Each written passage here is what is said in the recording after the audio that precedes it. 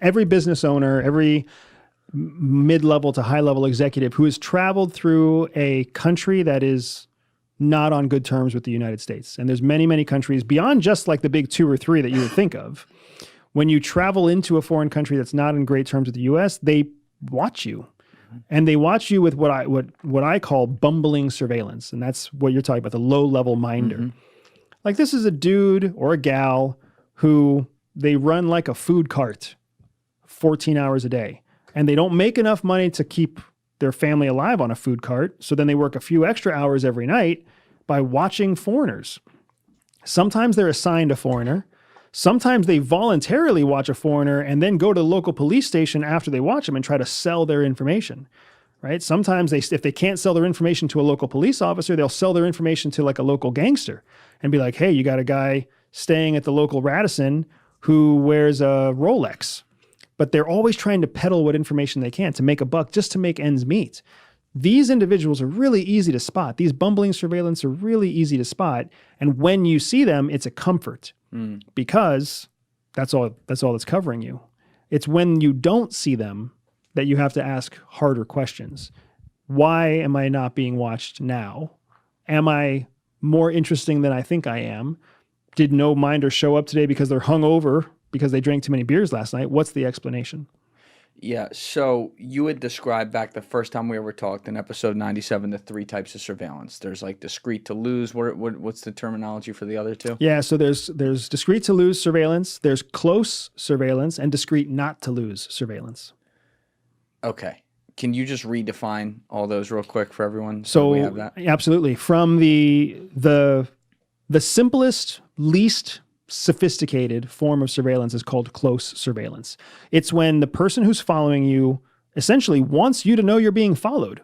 They stay right on your shoulder. If they're driving, they stay right on your bumper. When you park, they try to park you in.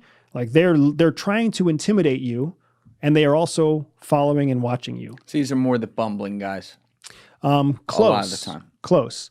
What these are is these, I mean, when it comes to training, these are your bumbling guys. Yeah. But we're talking specifically about trained surveillance. Okay. When a surveillance team is trained for close surveillance, that might be more like a police surveillance team. They know a drug dealer's coming in. They don't want that drug dealer to do any drops, so they're going to follow that drug dealer. They can't arrest him. He hasn't committed a crime. There's no proof, but they're going to stay on his ass everywhere he goes. They're going to neutralize his ability to do anything. Okay. That's a close surveillance team.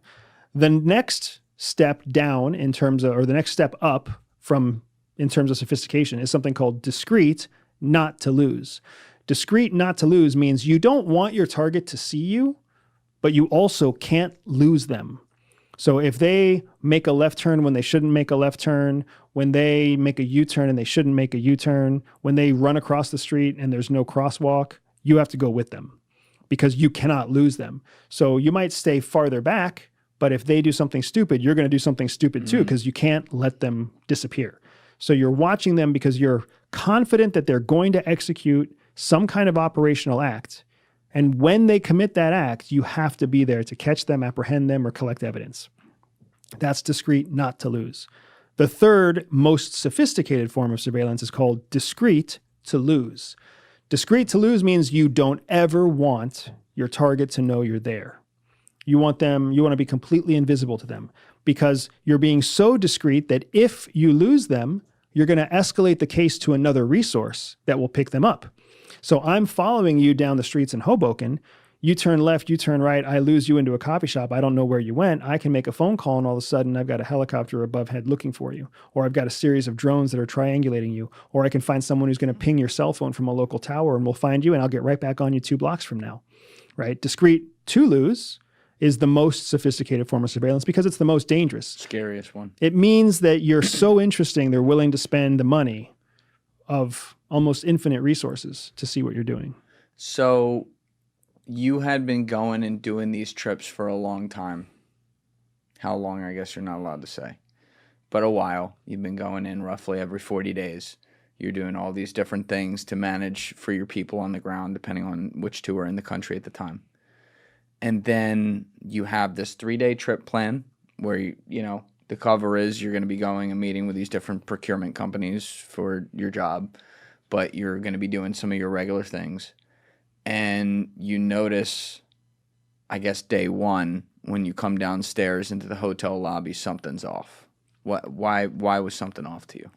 I don't know. I don't know why things were different that day, but for whatever reason, I couldn't find a minder. I couldn't find a bumbling surveillant. And it was winter, it was cold, it was nasty outside, but that had never stopped minders from being there before.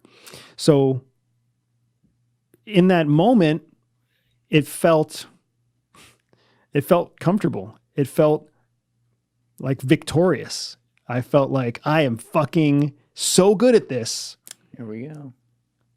This is why I'm coming here every 40 days. So that nobody thinks that I'm suspicious, so that I can be free to do whatever I want to do. So that, like, this is what it's all about. I used to joke with James back in the building when we were back at Wolf together. We used to joke about the day that we would become invisible inside Falcon. The day that we were so commonplace, so boring, so dull, so predictable that they wouldn't even follow us. It wasn't worth paying the homeless guy $5 to watch us. Right? And I was like, today is that day. I mean, I'm here and I'm going to tell James, I can't wait to get back and tell James that I beat him to the punch, right? Like that was what was going through my head. And it didn't last long before the second thought came to my head that if they're not following me with a bumbling surveillant, they might be following me with something better, because it doesn't take a lot to follow somebody without a person. You can follow them by following a cell phone signal. You can follow them by following a driver. You can follow them by following, a series of static surveillance that stand along their route. And remember, we do the same thing almost every trip, so it wouldn't be hard to set up a series of static surveillance that just watch you go from point A to point B to point C, and you never see them at all. Did that thought come into your head where you're like, could this be Major Bondoy all over again? It didn't come into my head in that moment. It just struck me that I could be wrong, which was not something that the younger version of me would have ever thought. The younger version of me would have been like, I am so fucking good. But instead, I had a few years under my belt and a little bit more like humble stew. And I was like, this could be something else too. Just having the ability to recognize that there could be an alternate explanation than what you think is a lot harder than most people realize. Most people are so sure that their opinion is right. Most people are so sure that their perspective is right that they don't even seriously entertain a second point of view, right? You can count your religious extremist activities on the backs of people who do this. You can see how many people have lost their fortunes because this is what they did. You can see how many people have lost relationships because they truly believe that they were so right there could be no other alternative.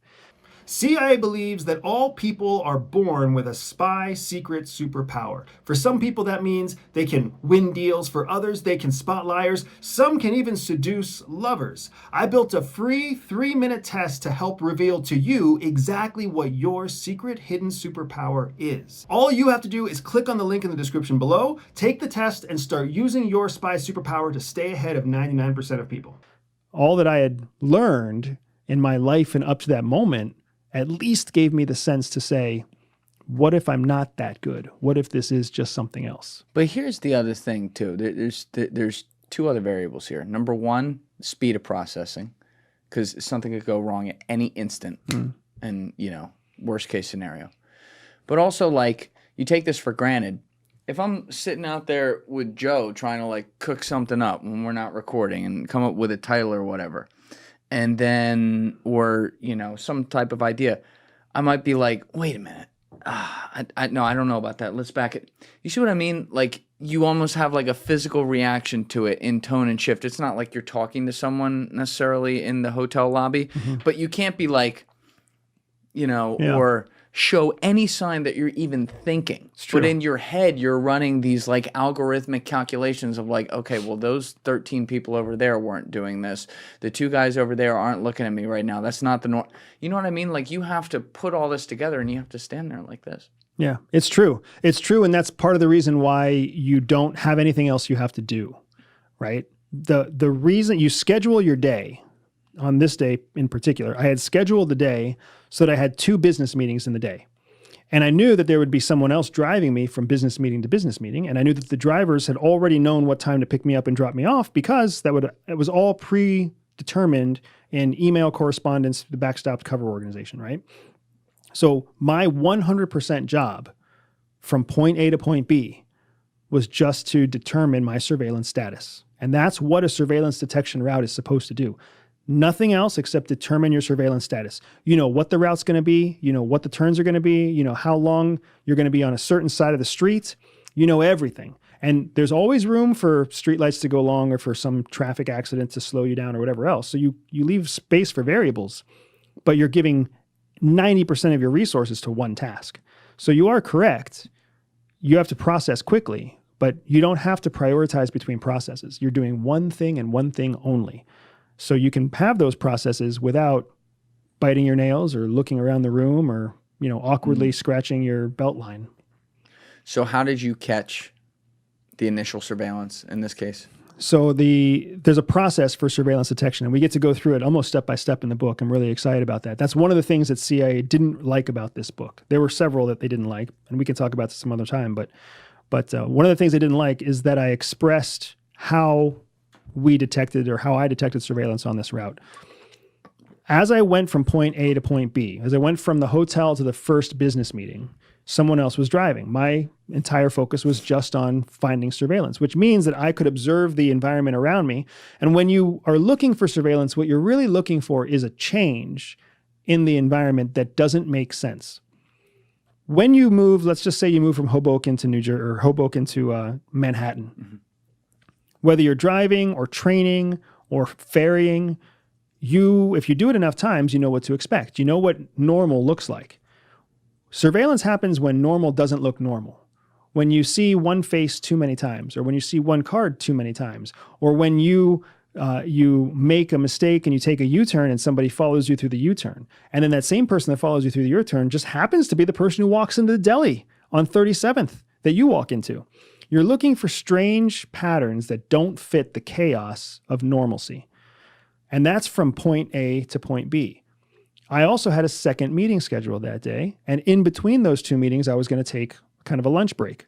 So again, I get out, I leave from point B to go to my lunch break. And I'm looking for the things that don't look normal from point B to point C, but I'm also looking for anything that repeats what happened in the first leg. We call them legs. You have multiple legs to a surveillance detection route, sometimes 3, sometimes 5, sometimes 7. What you're looking for is how often do you see the same outlier from leg to leg? That's how you truly determine if you're under surveillance. And that's what we detail in the story. Yeah. That's how I found out. Not just that I was under surveillance, but who specifically was following me. You were seeing some of the same people, and you were seeing that there were multiple different people, multiple different cars, which now says it's been in your head, this has been escalated. Correct. At what point did you start shitting yourself? Second leg, picking up the same vehicle from the first leg, identifying people who, when I moved from driving to walking and seeing the same people again, both in cars and on foot, that shit's scary. That shit's scary because now you realize there's a team. The team has resources. Like, it's easy for one person. When you learn surveillance detection, you learn that all the advantages do not go to the surveillance team. The surveillance team has all the disadvantages because they have to react. Yes. So they're always one step behind. They don't know where you're going next. They don't know when you're going there. If they lose you, they have to find you again. So you might think that the surveillance team has all the advantages. The only advantage the surveillance team has is technology and resources. It's actually the field operator that has all of the advantages in a surveillance detection route. You're the wide receiver. They're the cornerback. Yes. Yeah. You choose everything, right? So you become acutely aware of these advantages and disadvantages because if you fuck up and you make them suspicious of you, they can plus up with more resources. They can fall off and come back on you the next day. They can escalate you even higher, and all of a sudden you have a SWAT team or a takedown team rather than a surveillance team following you. So it becomes this really difficult dance where you have to act in such a way that's so calculated that they don't realize it's calculated, that's so predictable without seeming predictable, that they just watch you and don't care. They don't escalate. They don't chase. They don't worry. And this is one place you said the movies get wrong all the time. All the time. Because in the movies, what does somebody do when they're under surveillance? They fucking run. They try to do crazy shit, jump on buildings. You're basically saying, I love the visual you gave where you're like, it's like when you see a bear. You don't run because it says that's danger, so it's going to come after you. You have to like very cautiously look at it and back away. So you're like, hey, amigo, I ain't here to do anything. I'm not here. I'm not worth your time. That's the whole goal. We call it lulling surveillance. You're trying to lull your surveillance to sleep. You're trying to lull them into making an error. You're trying to lull them into giving up on you, right? It's a job for them too. It's a job for them too. They woke up at some time, got their kids off to school, ate their breakfast, took their coffee. They're going to have to take their morning shit at some point too. So the whole goal is to make their life so simple and predictable that when 4 o'clock comes around, they're like, nothing here, folks, and they go home. That's what you want to do. You don't want to be interesting enough that at 4 o'clock they call in and they get overtime and they're like, hey, we're going to stay on this guy for another 3 hours. What made you want to go to an arcade? Once you knew that this stuff was going down, it's really cool. People are going to have to like read to get all the details of different places you were picking and what you would have to think about going into them, like plan out why I would be there and why it would make sense to be in this place, like down to the microscopic type shit. But what made you say, you know what, I'm going to stop and, shoot badly in an arcade so that they know I'm not a good shot? So surveillance teams are made up of people, and every one of the people on a team is creating a surveillance persona for the day. So if you were to come to my surveillance training course, one of the things Everyday Spy teaches is it certifies people in discreet to lose surveillance. Mm-hmm. If you were to come, I would teach you about how to make a profile and how to change your profile to fit into different environments for different purposes. Professional surveillance teams know how to change their profile for different circumstances because at the first hour that you're following somebody, you might need to look a certain way. But by the 4th hour that you're following somebody, you need to change your profile. I was at a point in the surveillance detection route where I knew that the next person who should follow me is the younger male on their team. You can literally see the pattern in how professional surveillance works. So to lull them to sleep, you try to make it as easy as possible for them. So I didn't want to go into the quilting store, because if I went into the quilting store and some fucking 22-year-old kid followed me, he would feel awkward. But maybe the 60-year-old woman or the 55-year-old woman wouldn't feel so awkward. But she wasn't the next one up on the rotation. Oh, you had that calculated. Yeah. I knew the next person up on the rotation was the young kid. Well, where's he going to fit in? The arcade. And one of the other things you always want to do on a surveillance route is you want to be able to control your time. So if you walk into a coffee shop, for example, logically you think, oh, coffee shop's going to be quick. You don't have any fucking idea. The barista could be lazy. They could be slow. There could be a long line. There's all sorts of reasons why you might walk into a coffee shop and you think you're going to be there for 2 minutes, but you're there for 15 minutes instead. That's a showstopper for a surveillance detection route because you lost control of time. You walk into an arcade, you control every element of your time. Do you play 1 game? Do you play 4 games? Do you die quickly in the game? Do you just walk around? Do you go buy a coffee or a Coke if the line is short? Do you just use the restroom? You can control every element of your time. So I knew I wanted a place for a 22-year-old guy to follow me, about 22-year-old to follow me. I wanted it to be a place that only he would fit in the whole team, so it makes it very easy for him, and a place where I could loiter, so that as soon as I saw him with me, I could play 3, 4, 5 games, give the whole team a 15 or 20-minute break so that they can smoke a cigarette, they can restructure who's in what cars. Like, I want them to have a really easy life so that they don't think that there's anything suspicious about me. And that 22-year-old guy can follow me anywhere in this arcade he wants to because he doesn't even have to be close to me. He can be on the 2nd floor and watch me on the 1st floor. He can be on the 1st floor and watch me on the 2nd floor. It's easy. That's why I picked the arcade. But you don't want you or him to make each other. Meaning Correct. You never want to make eye contact with these people. And that's what happened here. I'll read this little passage. You were in the arcade and you said, I squinted down the barrel of the plastic rifle. You were playing some fucking dinosaur game, shoot the dinosaur. The T-Rex was looking right at me. clawing at the dirt with its hind leg. I had a good clean shot at it. My finger hovered over the trigger. At that moment, a figure appeared around the right-hand side of the arcade cabinet, little more than 2 arms' breadths away from me. It was someone I recognized from earlier in the day, but it wasn't Puma. It was Bomberman, the guy from outside the knockoff shop hours ago and miles across town. In the confusion of that moment, there was no time to calibrate my reactions. We locked eyes, each of us visibly recognizing the other. My heart stopped. I had been made. Now they knew for sure that I had intelligence training. Bomberman's mouth hung open. On impulse, I squeezed the blue plastic trigger. My shot went wide. The T-Rex roared and charged me. Its jaws clamped shut, and blood-red text filled the screen. Game over. There's no way the timing was that perfect. This was one part I didn't buy. Like, you definitely shot, and that was, I don't know, 5 minutes later. But you locked eyes with this guy, you know. And that's are you shitting horrible. yourself? Yeah. Yeah. It's horrible. I mean, it's the thing that's so nasty about it is how fast it all went wrong. Yeah. I mean, I'm in the arcade. I'm playing the fucking game. First of all, if anybody's played like these, I think this was like a Jurassic Park game. Nobody ever beats the fucking Tyrannosaurus in the actual game. It costs like $5. Yeah. But regardless, I thought I was doing everything right. I was like, oh yeah, they got the team out there. They're going to send the young guy in. The next person up on the list is earmuffs. I'm going to be good to go. I've got 4 more hours to kill, and then they're going to be off shift. I thought I had it all on lockdown, and then my peripheral eyes caught somebody familiar that was not the right person. Had my periphery caught Puma, the guy wearing the Puma suit, I would have been perfect. I would have been like, got it. Like, that's exactly what I expected. But instead, it's like when you see something that's just out of place and you do a double take. Fucking the wrong person was there. And I looked at him and I was like, what? And then clearly he was also surprised to see me because there he was looking at me. If you've ever been to an arcade, this is what kills me. Every time I go to an arcade now.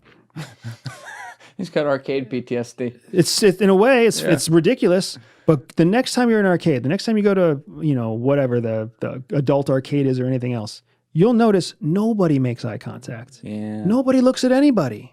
You're there with your friends, you're looking at the bar, you're checking out asses and tits, you're doing whatever you're doing, but you're not making eye contact with strangers. And it felt so horrible in that moment because I was like, we're looking at each other in this fucking place where nobody's looking at each other. How long was it? Like 2 seconds, 5 seconds? I think in reality it was probably a second to a second and a half. But it felt longer. But it felt so long. Was it kind of like that scene in The Town where they like get out of the car after they did the big getaway and the cop's staring right at them and they're like, they just look at him like this and then the cop goes, like he didn't see anything and he just walks away because he's like, that wasn't supposed to happen. I don't remember The Town, but probably. Oh, you gotta watch that movie. Yeah. But it doesn't feel good. And it feels so naked and dirty. And then however long it was is irrelevant because what it feels like is I just stepped on a hornet's nest. Like this whole thing is going to explode. I thought for sure that this dude, he saw me, I saw him, he's going to step away and he's going to call in on the radio and he's going to be like, I got made.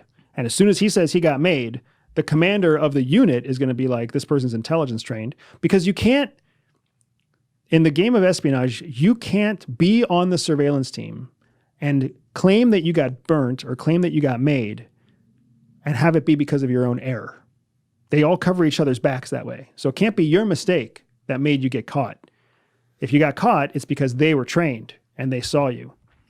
That's how you always escalate cases. That's how you make sure that nobody ever questions the surveillance report, right? So I was like, oh, this is standard procedure. This person's going to get out. He's going to say, I got made. Commander's going to call in to command and say, hey, we've got an intelligence trained operative. At that point, either they're going to send in the capture squad because they've been waiting for me to give them a cue that I'm intelligence trained, or they're going to escalate the case and I'm going to have a new team on me in the next 2 hours, or I'm going to have a team that picks me up in the morning. Like, it's going to get worse. There's no way it goes from this to better. It only goes from this to worse. And I don't even know what worse is going to look like, which is just incredibly disheartening.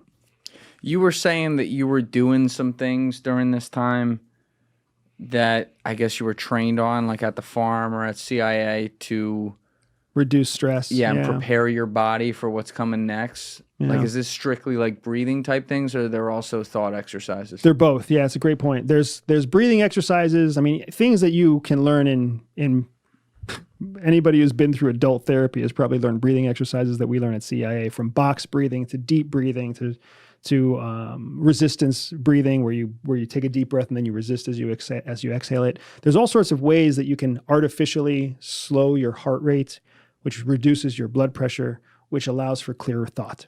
So, of course, I'm doing that as best I can without looking like I'm doing that, as I'm in like a crash, bang, wreck up car game trying to burn more time. But then you're also going through thought exercises where you're creating multiple hypotheses about what may have happened and what may happen next, and you're trying to identify what's the most probable, what's the least probable, and what can you do next, because you want to create the most important thing when you feel overwhelmed with emotion. The most important thing is to create time. Because your logical brain works much slower than your emotional brain. So when you feel emotional, you feel the pressure to make fast decisions. When in fact, what you need to do is you need to give your emotions time to do whatever they're going to do. But don't make a decision until you give your logical brain a chance to catch up. Because your logical brain will catch up. I think I've given you this example possibly, but at some point, I'm sure when you were a kid, you were walking through a dark room and you saw something in the corner that spooked you. Mm-hmm. Oh, it's a rat. Oh, it's a snake. Oh, it's a monster. And then a split second after that, you realize it's just a crumpled up t-shirt, or it's just a book that fell off the bookshelf laying open, right? And then after you have that, you feel a sense of relief. That's exactly how the brain works even as an adult. Something triggers you and you jump or you startle because your emotional brain works so fast. It takes a half a tick or two before the logical brain is like, oh, wait a second, that's not a monster, that's a book. That's not a rat, that's a t-shirt, right? The same thing happens when you're making decisions in business, when you're making decisions in the field. It's never as bad as you think it is first. You just have to give yourself time to work through it. So that's what I was trying to do, is give my logical brain a chance to catch up, so that instead of just thinking a SWAT team's going to show up and I'm dead, I think, well, maybe not. Maybe something else will happen first. When did you start to process that maybe you had dodged a bullet? Like, how long after that? I didn't think that I was safe. Yeah, you never thought you were safe, but when did you think, like, oh, they're not literally sending in like the SWAT team to take me to the torture chamber this instant? Oh, this instant? Yeah. I would say the last stop that I made before I called it a night was at a men's clothing store. And when I walked into that men's clothing store and I still had surveillance behind me and it was still the same team with the same people and the same vehicles, that's when I started to think, like, it's not game over yet. Something else is happening. There's still room somewhere. There's still room for flexibility. You were trying on belts, you were saying? Belts, jackets. You trying them around the neck or the... No, just if you've ever traveled, it's just shocking how predictable men's stores are. They all have the same 1,000 options for belts and jackets and hats.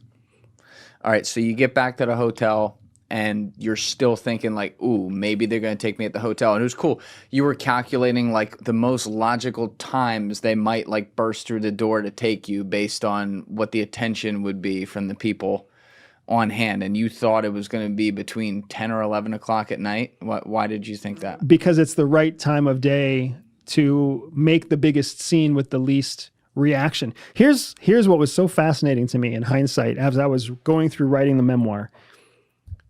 You know, everybody makes a big deal, especially in the United States. We all promote training. Like, oh, get training, and we've got the best training, and you know, we spend money out of pocket to go through, you know, survival training and SEAL training and all this other kind of training to try and make ourselves tough.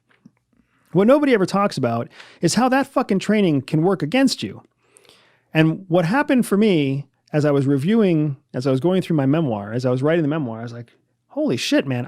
My training in a lot of ways created a whole hell of a lot more stress and effort than if I would have never been trained. Don't get me wrong, the training saved my life. But nobody talks about the fact that when you actually need to use that training, all the other shit that's going through your head is just burning and burning. It's burning resources, it's burning cycles, it's burning speed, it's burning all sorts of stuff. So I thought, like, I I'm exercising my surveillance detection route because I think I know how to do it because I was trained a certain way. And then they actually reacted in a way different from my training. And now I'm going through this exercise in the hotel room where I'm like, well, if they're going to burst into my room, here's how I would do it. So then I'm building up this reaction to something that's going to happen in my mind at a certain time because that's how I would do it. Doesn't happen that way. They did it differently. And it's like, there's these instances throughout the memoir where I'm like, I was trained to do it this way. They did it a different way. I was trained what I would call best in class. They were clearly not operating best in class. So then that makes it really difficult to predict how someone's going to operate.